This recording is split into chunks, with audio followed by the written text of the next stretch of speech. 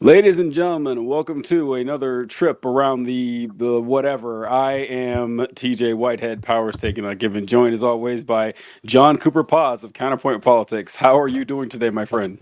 TJ, if we ever get to the point where it makes sense for me to create and maintain a Patreon for us, we Mhm. need to let the highest Patreon tier members come into the room behind the scenes before the show starts so they get the little jokes we make throughout the rest of the show that crack us up but serve absolutely nobody else watching. So thank you to the left wing, me and TJ's powwow where people hang out with us and listen to us talk in That's order to stroke true. our egos. We need it nowadays, TJ. We really need it.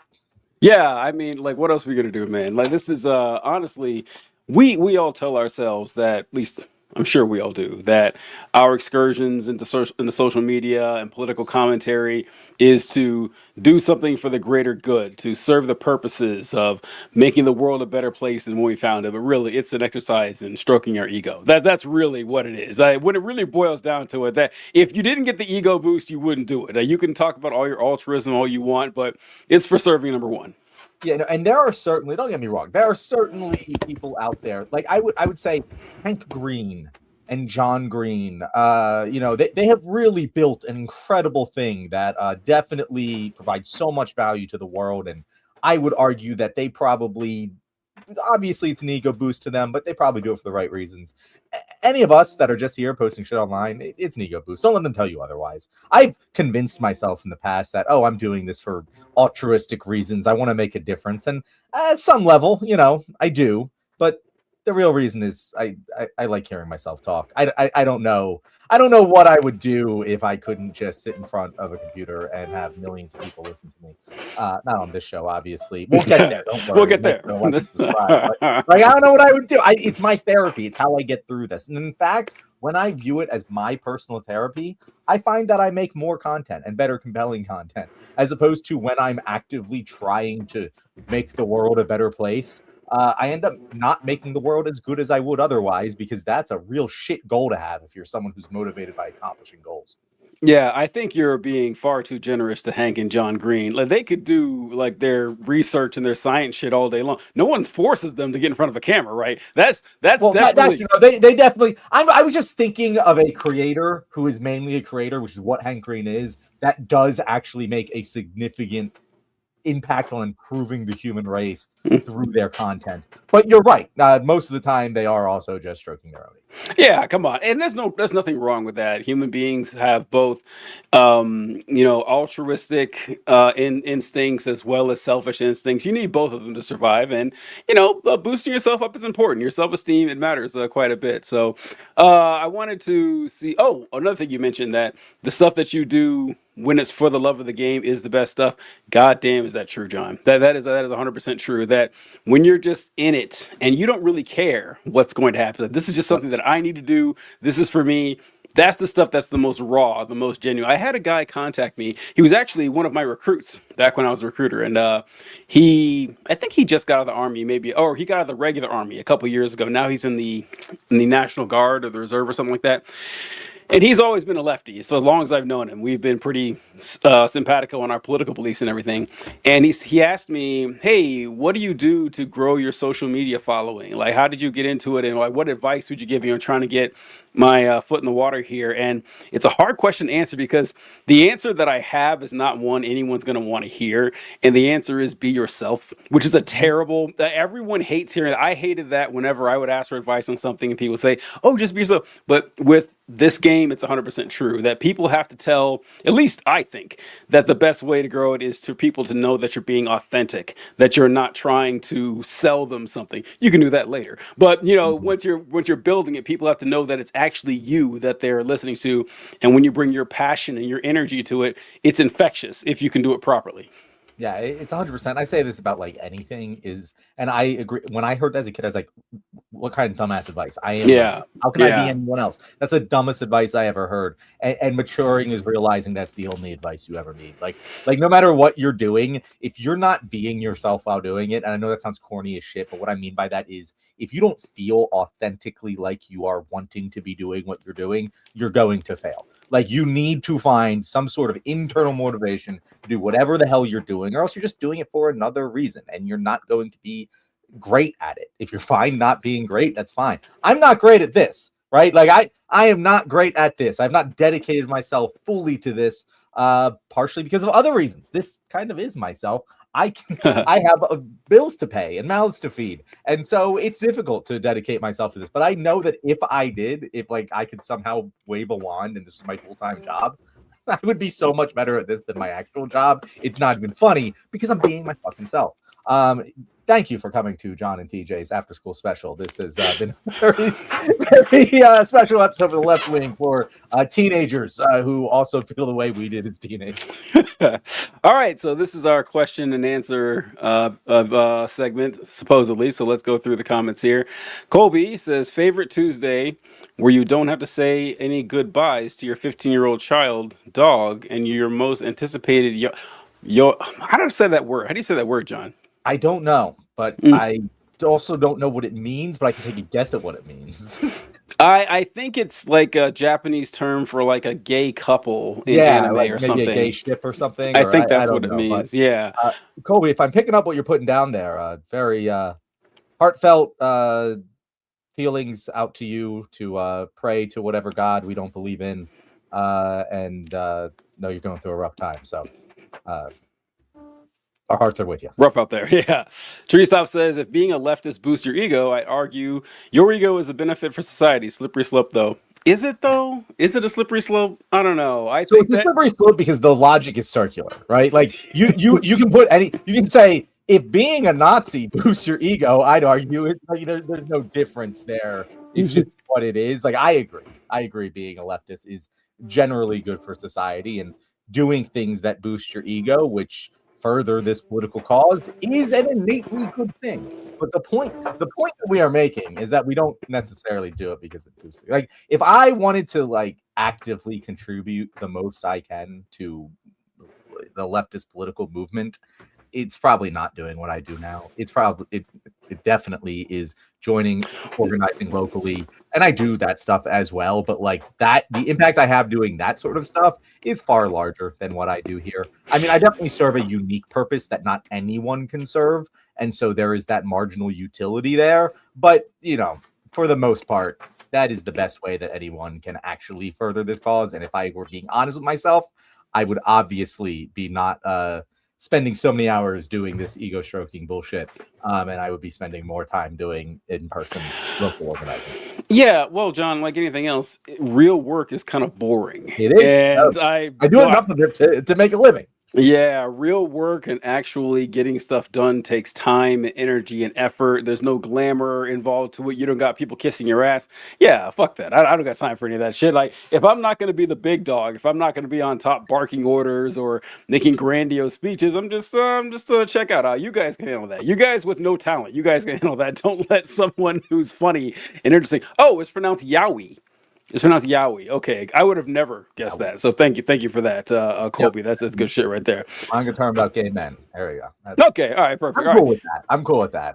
I'm all right with that. If that is what it takes to achieve fame and fortune, we can be the political Yowies of the world. This is venturing into hack territory, John, because this is something that every dumbass comedian, a joke every dumbass comedian has made for decades now.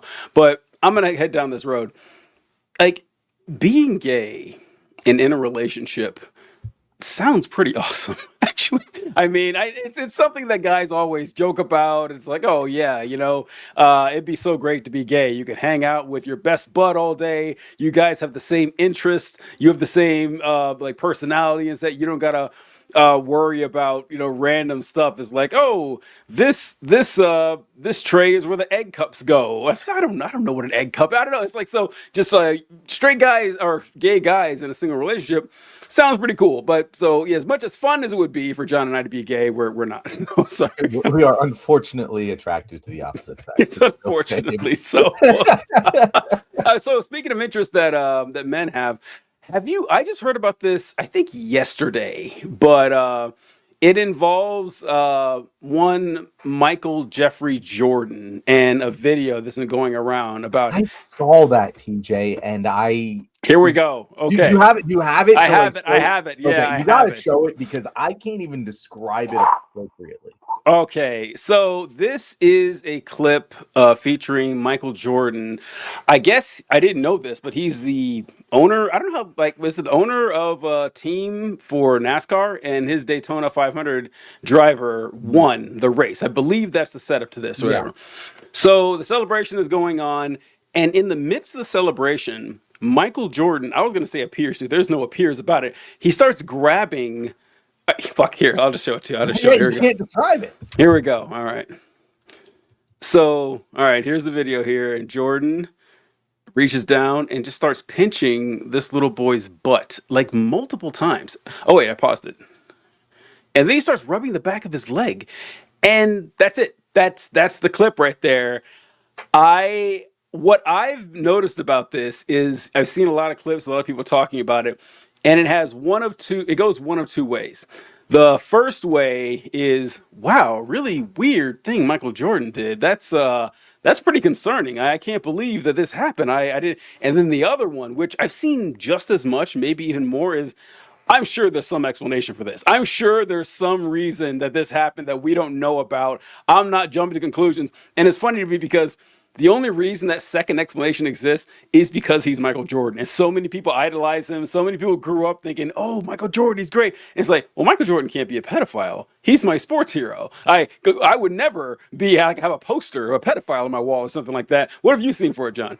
So I actually admittedly am in that second camp, Yeah. but I have very good reasons to be in that camp. Okay. Not because Michael Jordan is some hero of mine, but like it just doesn't make sense. Like, okay, that was such a weird touch that like it didn't seem personally gratifying. And if it was a touch in the way that, and as someone who has taken a lot of training when it comes to, protecting children from sexual assault in various settings, it usually you see those kinds of behaviors, those like not sexual but sexual grooming touches. You don't just see it one time. You see it multiple times for someone who is comfortable doing that sort of thing in public. And so it just is very odd to me that would be the explanation for this behavior, and there to have been no breadcrumbs. We've never seen this before. Like, it would be odd for that kind of behavior to manifest itself suddenly in a middle-aged billionaire. Like, it would just be odd. However, who fucking knows? Because that's weird shit that normal people do not do. Like, I have no idea what the other explanation could be, so that remains the most likely explanation. It just, I don't know if it takes the field. Well, I guess to your first point that, there's always breadcrumbs leading to this, but I mean, no one's a confirmed pedophile until they are.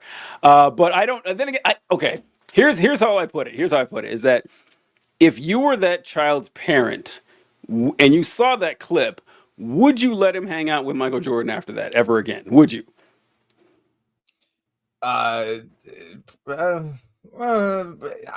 Probably. I can't imagine the opportunities there'd be for him. But if Michael Jordan called up, yo, bring Jimmy around, I'd be like, fuck no, for sure. If like I don't, yeah, I'd be more wary of it for sure. I'd be maybe having a conversation with Michael, of course, before that happens at all. If I were to entertain it, it would be a very weird situation.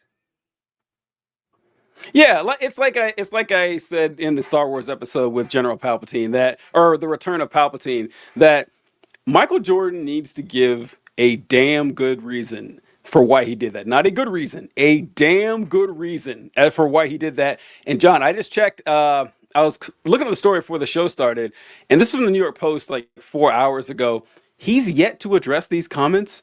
It's been a full day, at least, maybe 2 days since this happened, and he hasn't addressed it. How? There's no way he doesn't know about this. There's no way his phone isn't blowing up with this, but like, hey, what's up with this clip with you and the kid?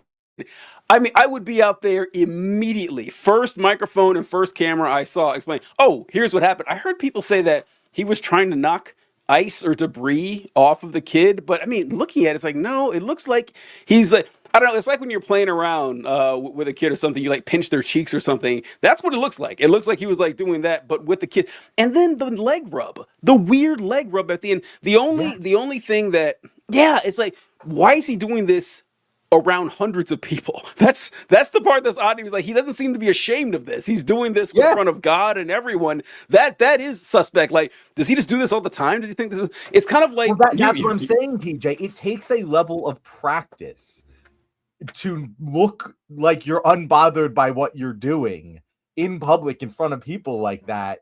That like it doesn't, you know what I'm saying? Like it looks like he does this all the time, but we've never seen this before. It's very strange. It's not like Michael Jordan is a unpublicized fella, you know, like he's constantly got cameras around. I don't know. Yeah, I'm not as willing to give the benefit of the doubt. I guess it's just I don't know Michael Jordan, know anything about this guy, but it reminds me. It's not quite as bad, I guess. It's not quite as bad as this, but you're too young to remember this, John. But I remember when this happened. That when Michael Jackson, I think it was an Oprah interview that he had where he talked about inviting kids over to Neverland, his his ranch, and he's like, oh yeah, and I invite the kids over there, 5 or 6 of them at a time, and we party, we have fun, and we all sleep in the same bed afterwards. And people said, what? You sleep in the same bed with children? Goes, yeah. What's the big deal? Well, what's the problem? What's wrong with you guys? And everyone said, yeah, that's weird ass behavior. Michael Jackson should be on some sort of list or whatever. And then a lot of people to this day, they still defend him, saying, well, I'm sure that's just one of the weird idiosyncrasies of MJ. And they're doing the same thing with Michael Jordan. Like once you reach a certain level, you're gonna have defenders no matter what. And this one, hard time defending that. No, I'm not. Weird that there's vague pedophilia allegations about a super famous billionaire named with initialed MJ. Yeah. But it happened twice. I don't know. That's why I said like just like I'm more like weird. I'm more doubting because I've never seen anything like this before. Just there's no like it's a category error in my brain. So I'm just like, I don't understand like why this happened. Like with Michael Jackson, it's like, yeah, that's obviously wrong in every possible scenario that you could possibly imagine. This is just weird. I've never seen it before. Kobe says XQC was onto something when he said there's so much elite pedophilia is because there's nothing to do late game. Honestly, I can buy that. I can totally buy that. It does actually make a lot of sense with say the Michael Jordans, Michael Jacksons. I'd probably argue that it's probably more sort of a cycle of abuse kind of stuff because especially in sports, we don't talk about it nearly enough how much victimization happens, especially among elite athletes. But yeah, who fucking knows? Who knows why these weirdos do their weirdo shit? It is utterly insane, but we have to suffer through it. Yeah, we do. All right, so see a comment here from my rash itches really bad saying, when are you guys going to talk about AOC claiming Venezuela is south of the equator?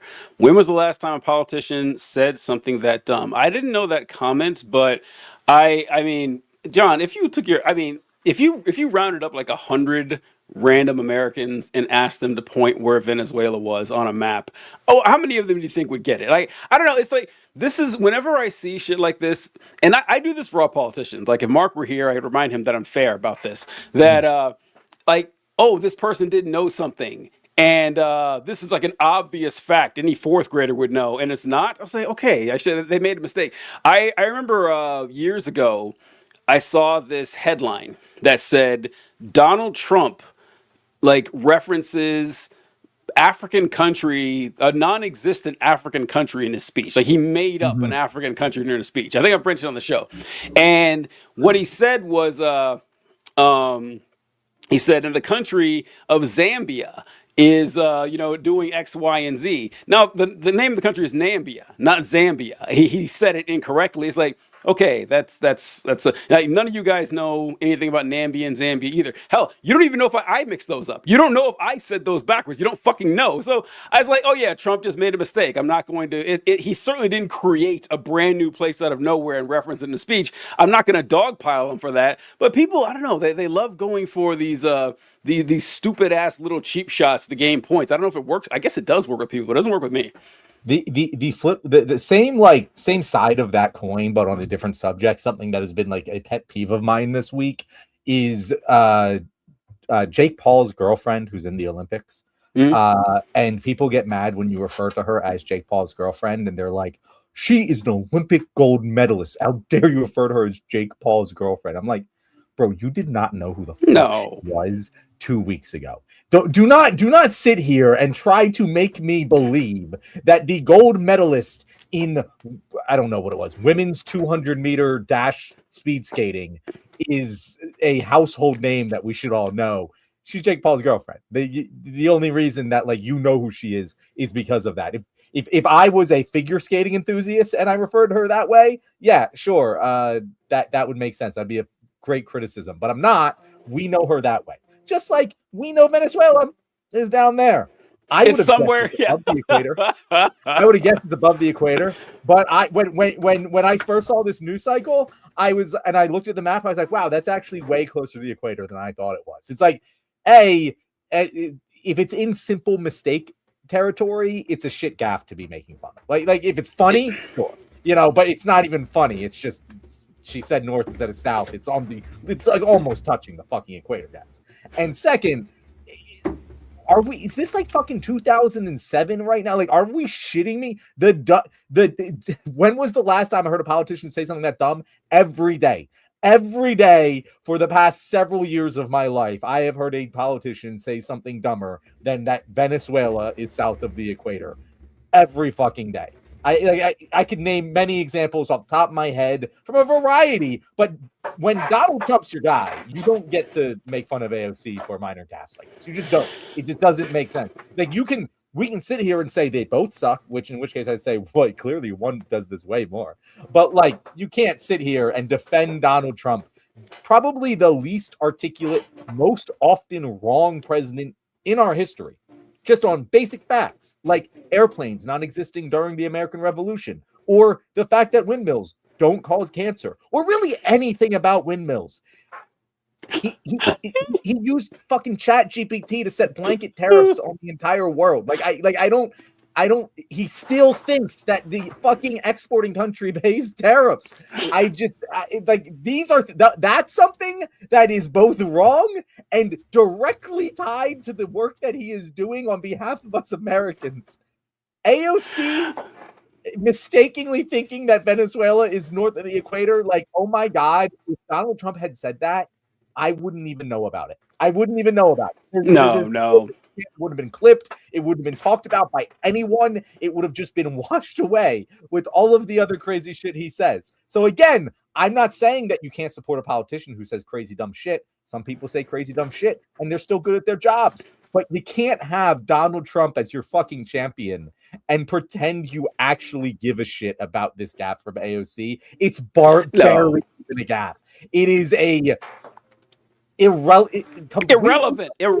Yes, irrelevant. Speaking or maybe misremembering of Venezuela is 500 miles north instead of south of the equator, or not even 500 miles. It's ridiculous.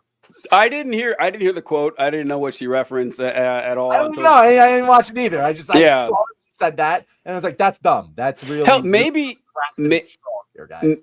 Maybe it wasn't even a mistake. Maybe she thought Venezuela was south of the equator. Hardly. I don't know. I've made mistakes like that before. I made a video talking about Korea, and I said that it was northwest of Japan. It's just west. It's not northwest. I was like, oh, that was a mistake. But it happens. Once again, it's inconsequential. Like nothing. There's no policy that hinges on Venezuela being south of the equator. But I do like when people confidently state something blatantly wrong. What you said about Trump reminded me is that so. There's a little book out there called Moby Dick. I don't know if you guys are familiar with it, but in the book, Ishmael, who's the narrator, he says, look, I'm just a regular guy out here. I took up this job and as a whaler and stuff.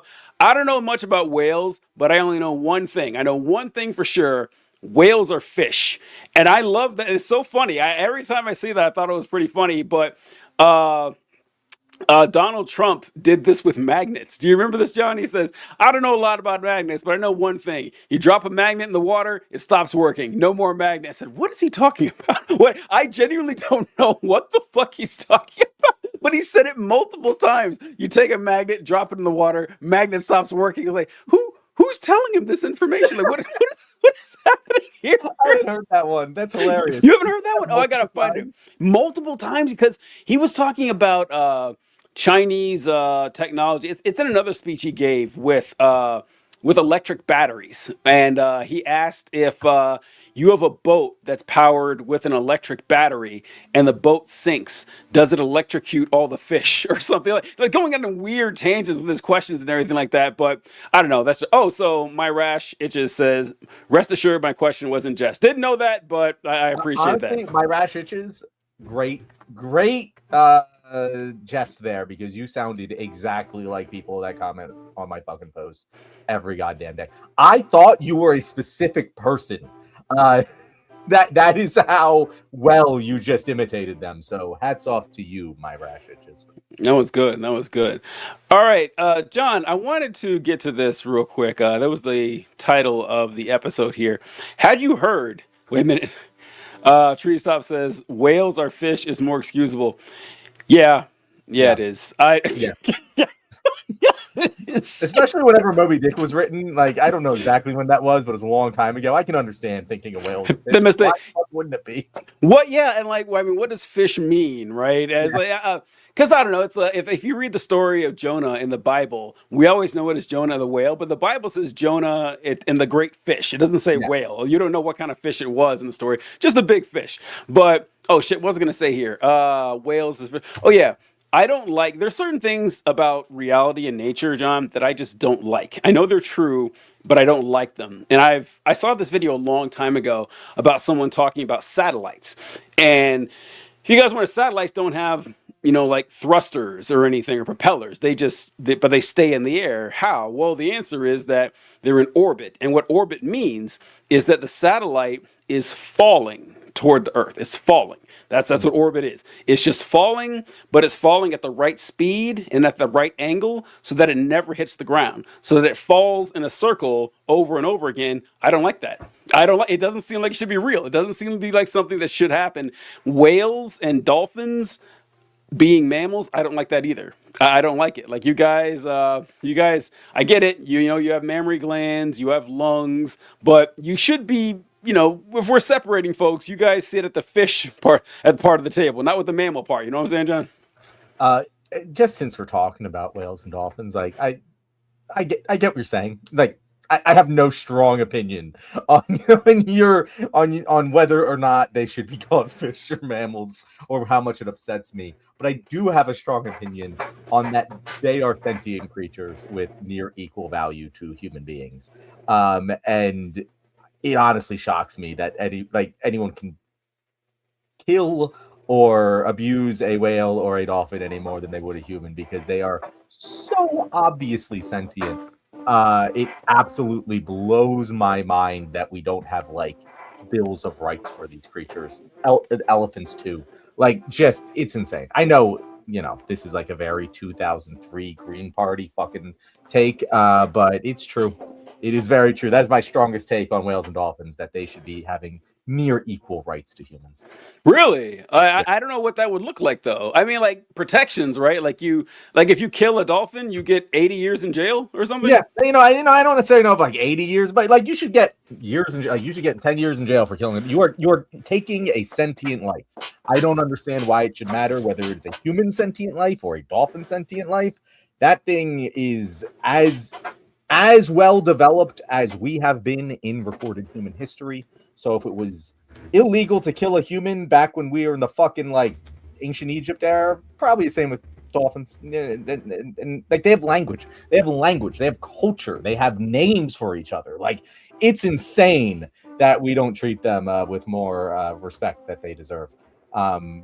One of my pet peeves. Again, a pet peeve of mine. It's not a goal that I think has like political will to like get achieved, but you seem to be disagreeing. I don't know, John. I don't know. I don't know. It's that. So listen, before I start dunking on whales, okay, Treestop said when you get close up on a seal, it makes sense that it's a mammal. I promise. All right, so I didn't mention seals. I did not mention seal. I don't think seals and fish. You know what? Never mind. Yeah, no, they're very different. They're very different. Like, there's a distinct difference between a seal and a whale and a dolphin. Yeah. Look like fish. Yeah. Seals, No, at least look like a cross between a mammal and a fish, you know? yeah. But anyway, I know dolphins and whales and fish. But anyway, Great yeah, episode. Great yeah, episode. I know, right? So listen, with the whales and the sentience and everything, I will be first on record saying that I think that chimps, elephants, dolphins, whales, they're right up there as far as species go. They are incredibly intelligent creatures, and I don't think that you should eat them or kill them for sport or hunt them or anything like that. I guess morally it should apply to all animals, but you know how we are on that. But I can't put them in human class just yet. I can't. I don't. I'm fine with putting humans a step above. Okay, all right. They're Okay. closer to humans, I think, than they are to dogs.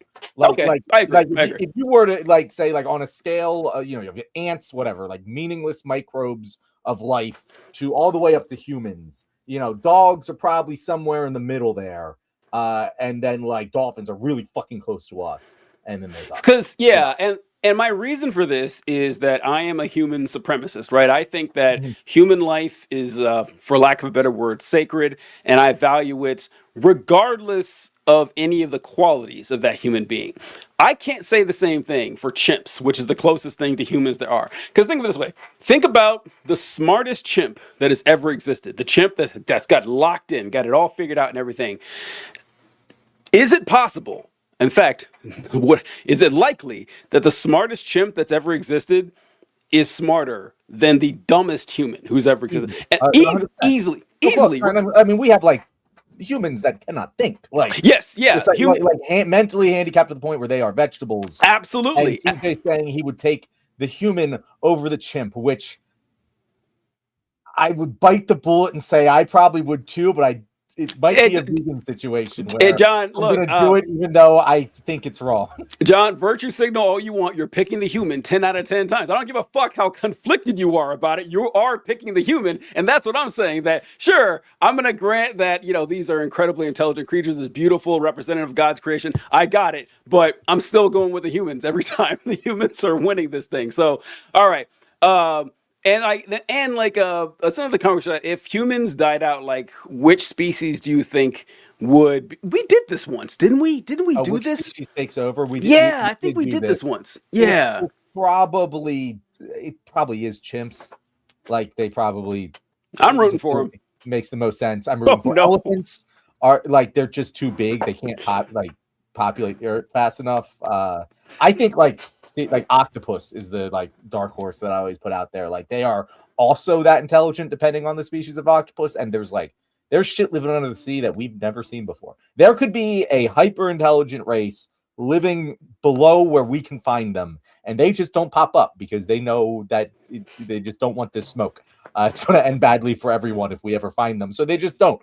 That is a conspiracy theory I have no evidence for, but it's entirely plausible. I think that is more plausible than we will ever be contacted by like outer space aliens. Taking those in order, the first with the octopus. Yes, octopus are incredible. Octopus, awesome. Like if we didn't know they originated on Earth and someone told me they came from space, I'd be like, oh yeah, I buy it. Yeah, sure. Mm-hmm. Octopus, kiwi, and not the bird, but the fruit. And pomegranates. Those look like alien like life forms. Like those don't look like those actually belong here. But the problem with octopus is that they don't live long enough. Octopus, the ones that we know of don't. The super octopus, they live 80 years. Well, every once in a while we find a new octopus that was just living beneath where we could find them before, and they just happen to pop up, and it's like, oh, we've never seen this before. Like this happens every couple of years. You cannot convince me that it's impossible or even like statistically impossible that there is some sort of sentient life living beneath our ability to see them that we would consider aliens if they like crash landed into Earth. I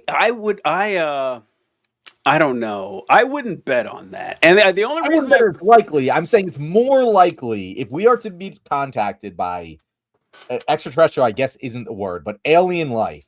It's more likely to come from under the sea than it is from outer space. And the main reason for that is the speed of light being a hard fucking limit on the universe that they would have to surpass in order to contact us.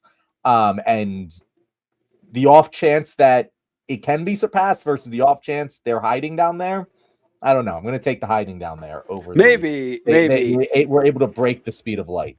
I don't know. I think about that because like deep sea life, like the really weird, crazy shit that you find in the deep ocean, it's kind of limited in the fact that there's no sunlight down there, which is a big deal. That's a big fucking deal that you can't have access to the greatest energy source in the solar system. You can still get energy from Earth's or from Earth's crust because of there's like heat vents stuff down there. Things are alive, but they're like worms and shit. I don't know. You know, what are we doing here? What the fuck are we doing? Hold on, You brought in such a tangent.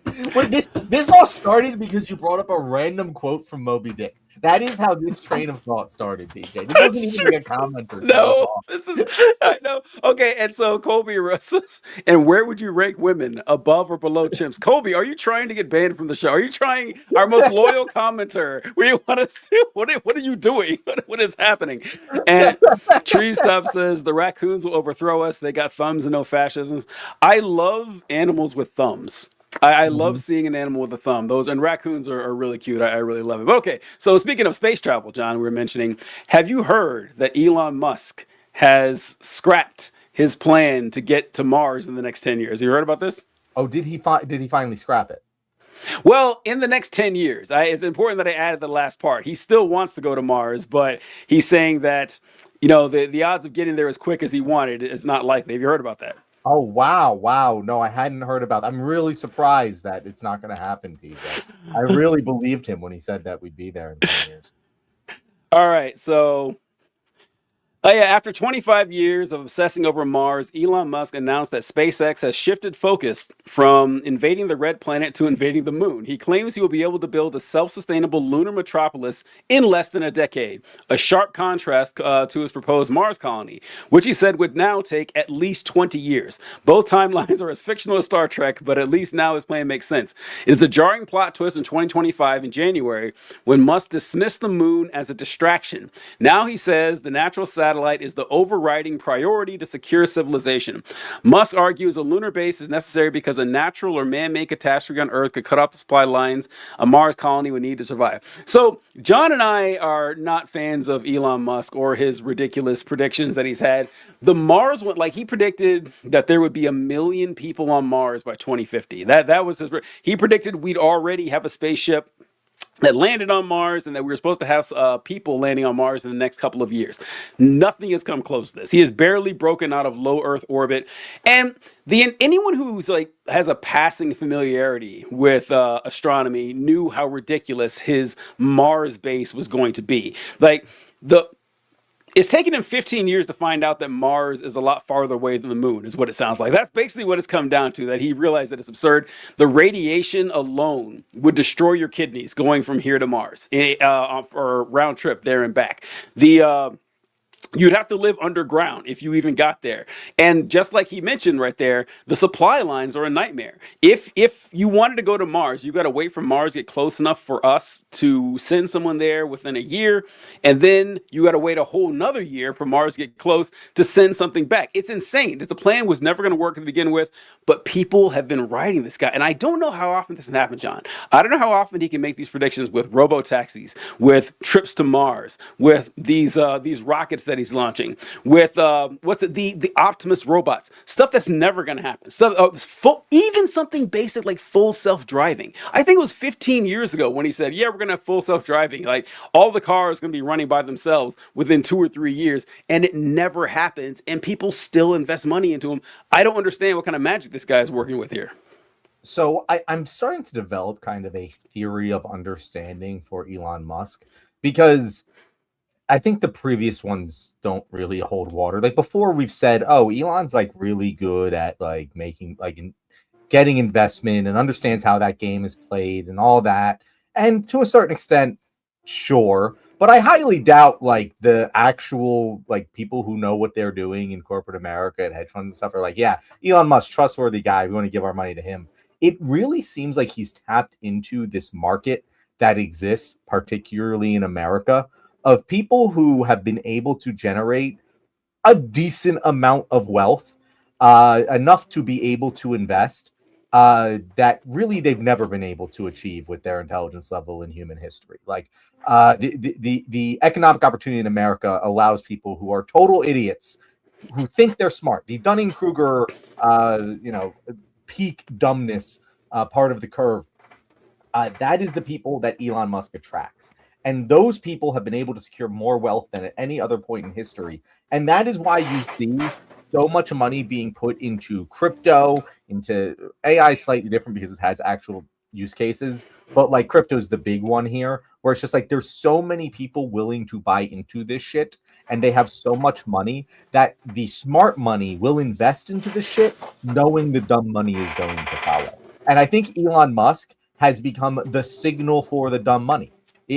Elon Musk is able to speak like in a way that attracts these dumb people by promising them, oh, we're going to be on Mars and all we need is XYZ. And they don't know what the fuck they're talking about, but it makes them feel smart. So they give him their money, they give him their loyalty and their eyeballs. And that is what allows him to parlay their attention into actual investment from larger donors, that investors.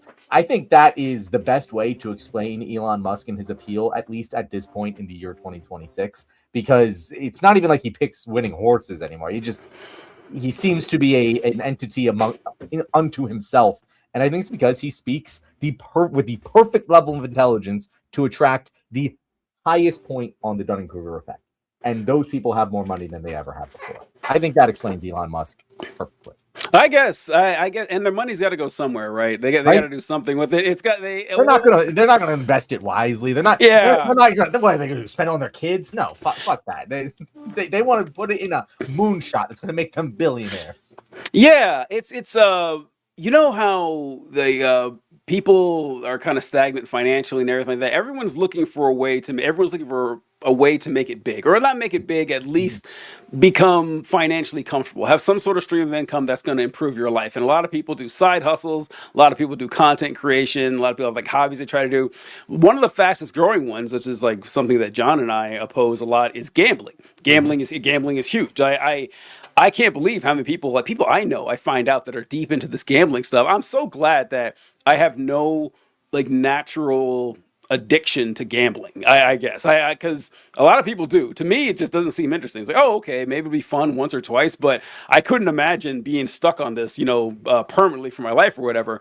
But it doesn't go away just because you're rich. Like just because you're rich, you still want rich people want more money. They're no different than anyone else. And so yeah, gambling is going to be an easy way to do it. And why not gamble on something big? We all kind of grew up thinking technology would keep getting better and better, and of course it's going to get better. And so Elon promises you all this shit. It doesn't go anywhere. The shift that he has with his vehicles, that Tesla stopped making two of their models. I think it was the Model S and the Model 3, I think, or Model X and Model 3, I can't remember. But he said that they're going to shift focus in their factories from making vehicles into making Optimus robots. I don't think we've talked about this, John, about how I cannot believe anyone thinks this is a good idea. I really can't. Like, out of all of Elon Musk's obvious scams, him saying that, yeah, we're going to have a human-sized, like humanoid-looking robot in everyone's house. Everyone's going to have this robot because people are going to love to wake up in the middle of the night and see this human silhouette standing in front of their door or hanging out in their kitchen, or taking the risk that this 500-pound robot's going to fall on their toddler, or, and also, like, this thing's gonna have cameras and stuff. We're gonna have Tesla recording all of your activities all through. It is and by the way, humanoid robots are just impractical. There's no reason that a robot that's going to be vacuuming or doing dishes or washing cars needs to look like a human. Like, that just limits what it can do. It's a concept from someone who has the mind of a 6-year-old and thinking, oh, wouldn't it be cool if we had It's like the movie Terminator. The movie Terminator, I joked about this a long time ago, that would never happen. If the robots actually took over and they were trying to kill someone, yeah, they wouldn't build a human-sized robot to do a murder. It would be like if you tried to get rid of rats in your house, that instead of setting traps, you just sit like a robot rat around a kid. It's insane. It's a ridiculous... It's a robot cat. Yes, it's a ridiculous idea, but it's something like, it's cartoonish, it's something Elon Musk would go for. But yeah, I just, I want to see how long. I've changed my mind. I'm rooting for Elon now. I want to see how far he can go with this. Like how far he can go. Oh, Mark commented, "Hey kids, John, look at your hair, so amazing. Are we answering questions today? Yes, we are. Just gonna talk about Elon's a terrible businessman. We on that? Mark, if you're still listening, I have a question for you. John, I don't know if you remember this, but months and months ago, we asked Mark about Elon Musk's prediction of having 1 million people on Mars by 2050 and how confident he was that that was going to happen. With this new update, John, or Mark, are you still confident? Because Mark said 50%. He said there was a 50% chance it would happen. I guess 5 years. There's no way. Wait a minute. 1 million people in 5 years? He must talk about something else. There's no way. There's no way. There's no way that would. But even by Elon Musk standards, it's a bit ambitious. Yeah. So yeah, I don't know. I'm interested to see how far Elon can go with this. I've changed my tune. I'm rooting for Elon now because these are the second best people to steal money from. This is why I don't say I was always happy about Donald Trump stealing money from gullible racists, because they're the best group of people to steal money from. But Elon Musk been stealing this money from the richest people on earth. Go for it, man. Why not? He said land on Mars in 5 years, which I think we're past the point. We've landed on Mars already. That couldn't have been it. We've definitely landed on Mars. I would have never on Mars, like humans on Mars. On okay, yeah. Either way, yeah. Not happening either. Not happening in 5 years either. Yeah. And yeah, whatever. Whatever. Elon, if Elon just like kept like the race baiting and like political shit aside, and he just wanted to like do this fucking, like, he's going to spend his billionaire money on like space missions and shit.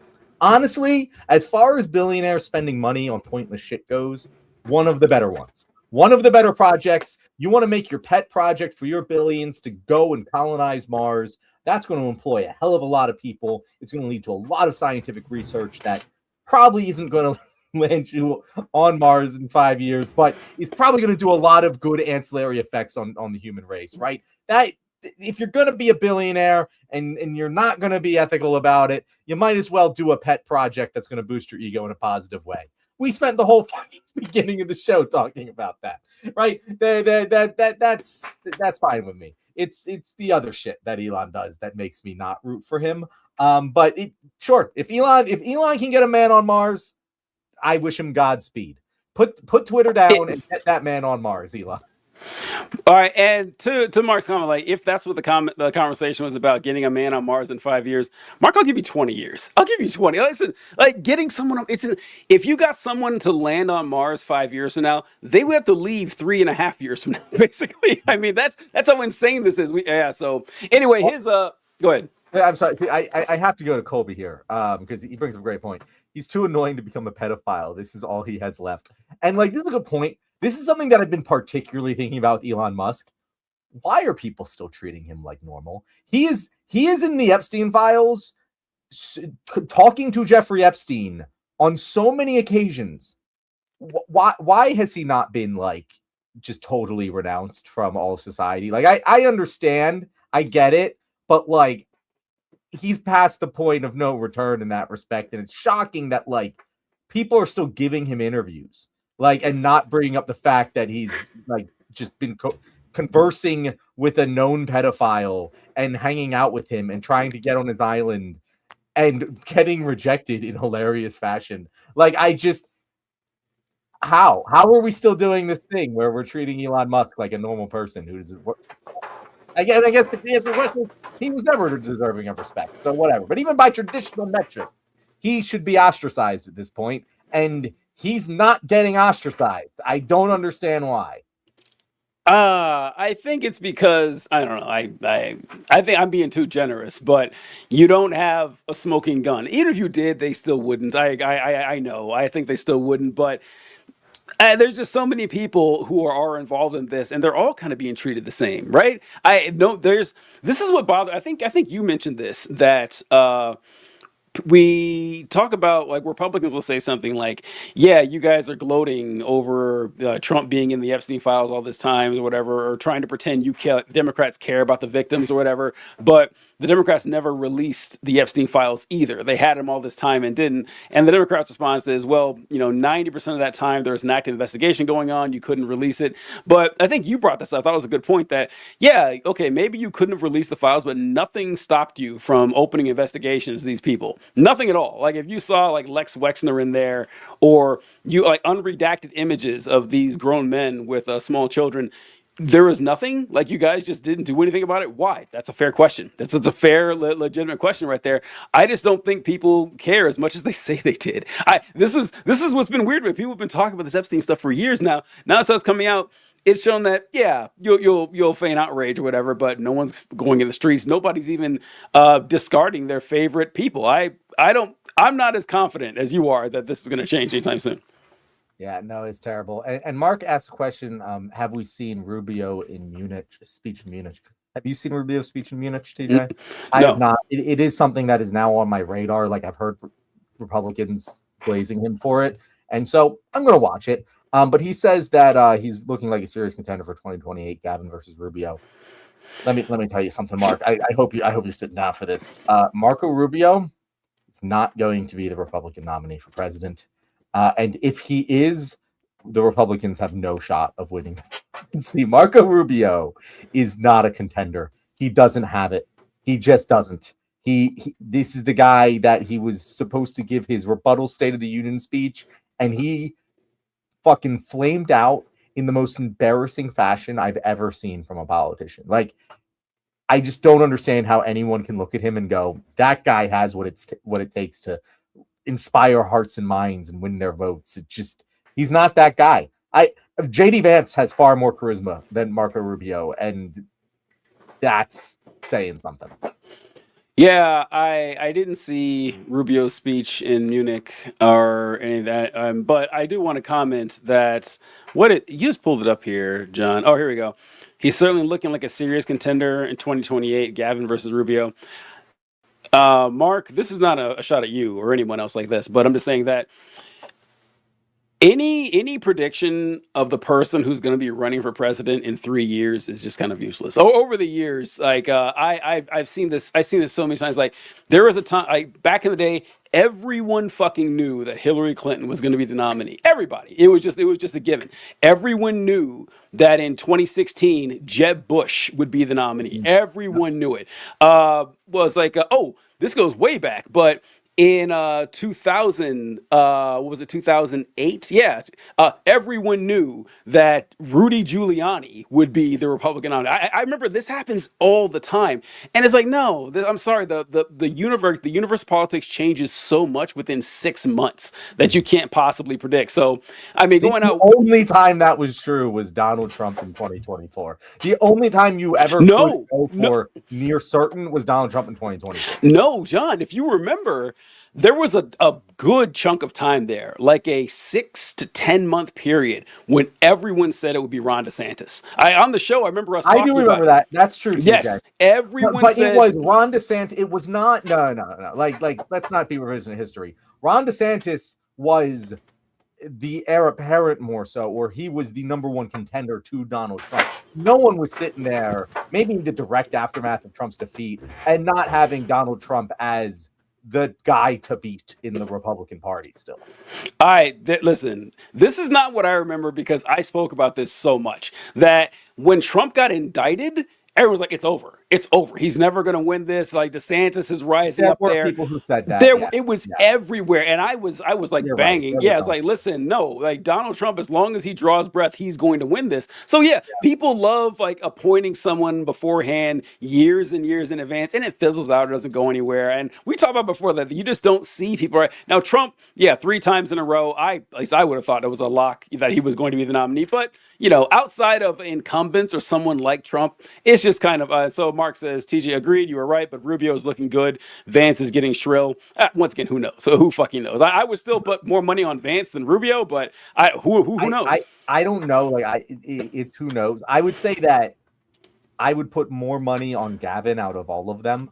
And that's still a stretch. Like you're not putting any significant odds on that. But I do really like the idea of Mark's Wall Street Journal Republican picturing a Gavin Newsom versus Mark Rubio 2028 presidential election. That makes so much sense to me. Like that like framework of politics and seeing the world that Mark has. those would be the two candidates. Those would be by far and away the two most like we were sitting here in 2008, 2012. Those would be the two candidates. Like those would be so obviously the types of people that the Democrats would choose and the Republicans would choose. In 2028, I just don't. That's not where politics is right now. For neither party, I don't. In fact, the Democrats are more likely to have a Gavin Newsom type, but I also think they're going to go widely different than what they have in the past in 2028. And the Republicans, I just can't imagine them go, you know what we need now, directly after the Trump presidency? We want to take a step back towards normalcy. Like, I don't see that happening. That's weird. So, I don't know. I don't know, because I think that your average Republican voter probably wouldn't be wildly opposed to a step back. I really don't think they would be. I think that the people that push Trump over the hump are going to be people who aren't your standard Republicans anyway. I don't know how interested they're going to be after Trump, you know? Like when 2028 hits and they're in the primaries, he's not like... You're right. You're right. You're making a very good case. Yeah, like Marco Rubio or Nikki Haley or even JD Vance is not going to make their dicks hard talking about, wild shit. So they're not going to appeal to them, and you might have a more standard voter. I would not be blown away if they had a boring ass politician, not because that's what, the movement is pushing toward, but that's going to be the available voting populace. I don't think you're going to have your crazy idiot Trump supporter who's pushing this forward. Democrats, though, that one's even more interesting, because I happen to think that the Democrats are going to pick the whitest, straightest guy they can find. They're like, okay, we've had 3 elections in a row where we tried something different, and it's burned us. Or not 3 in a row, but two out of 3 times with something different. Yeah.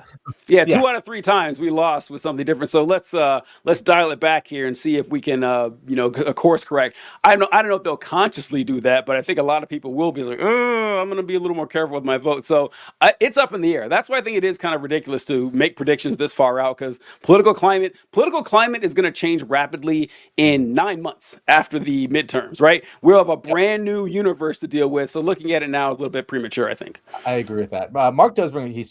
Mark says Nikki will run. She will. She should. I just have to say, like, I agree with that. She should. I feel very similar to her the way I do about Kamala, where it's like, okay, yeah, like, you should run. The stars are aligned for you. So where the fuck have you been? Like, where is Nikki Haley been? No. Oh, sorry, go ahead. Like, I haven't heard Nikki Haley's name in any context other than talking about the 2024 campaign. If I were Nikki Haley, I'd be doing the same thing. I would be doing the exact same thing as Nikki Haley, because you're hiding. Yes, I would be hiding. You wouldn't hear a word out of me if I was Nikki Haley, because she knows that this train is crashing soon enough. She knows, she knows. Swoop in the savior. Don't get in the mud beforehand. Exactly. Or she knows that it's going to collapse or Trump's going to die. One or the other. Eventually, that's going to happen. And so she has 2 options here. She can, as an outsider, she can join Trump after all this time, which is going to make her look hypocritical, but hasn't stopped anyone else. But anyway, then she'll be just like everybody else, right? There's nothing unique about her outside of the fact of being a Indian female. That's already going to count. She's got enough outsider points already on that. Or she can just go, balls to the wall that I am the anti-Trump person, which is political suicide. So given that neither of those options are palatable or useful for your political future, I would do exactly what she's doing and hiding out, and then coming in, it's like, hey, I had nothing to do with any of that nonsense. Go ahead and put me up. You are 1,000,000% right. Mark says you're dropping truth bombs. TJ, that was the quickest 180 you ever made me do. You were so Haley? Correct. I was so wrong. Nikki's doing exactly what she should do. Oh, absolutely. 100%. Before we close out here, Mark had another comment here. TJ, they nominate Nate Bargatze. Is that how you say it? I never know how to get his name right. I don't know how to get his pronunciation. Who that is. He's a comedian. It's too bad you know who he is, because the other day, Heather and I were looking for something to watch, and she saw some commercial for Bill Maher's show, and she said, let's check that out. We haven't seen Bill Maher in a long time, so let's watch. So there was a show where he was interviewing Nate Bargatze, and he's a funny comedian. I've seen him do a lot of bits that are really entertaining, and so I was like, all right, Bill Maher, he's just a funny dude, you know, a lot of times, and or at least he has interesting insights, whether you agree with him or not. I try not to put qualifiers on that. I hate when people do that. Whenever you're talking, it's like, well, I don't always agree with this person. Like, yeah, no shit. But anyway, but Nate Bargatze was doing the interview, and John, it was bored to tears.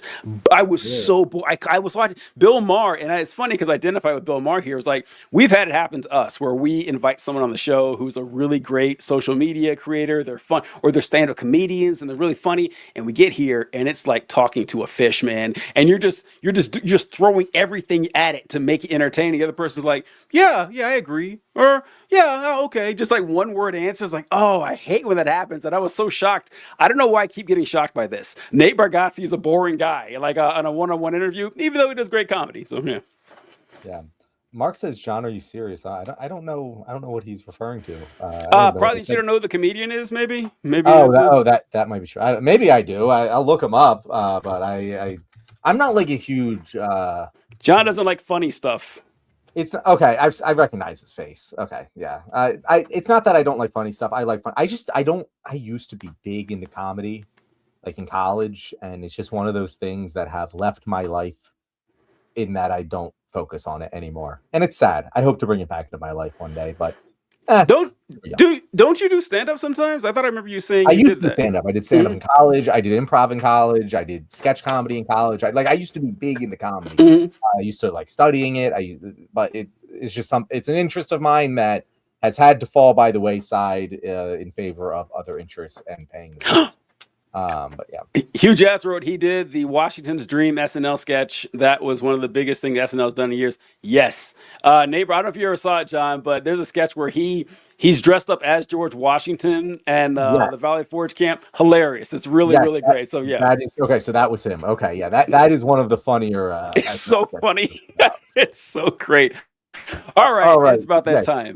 One last thing before we go, I just want to say we need to talk. We couldn't do it last week because it came out on like Friday, but the Wall Street Journal article on Kristi Noem. Did you read that? No, I haven't heard about this. Oh my God, you haven't heard about this? No. TJ, read the Wall Street Journal article on Kristi Noem. I promise. Worth every second of your life you spend reading it. Oh boy. Amazing. We will be talking about it on Thursday. That is our tease for you guys. Until then, thank you for being here for the Left Wing Q&A episode. See you guys on Thursday at 6:30 EST. Later, folks.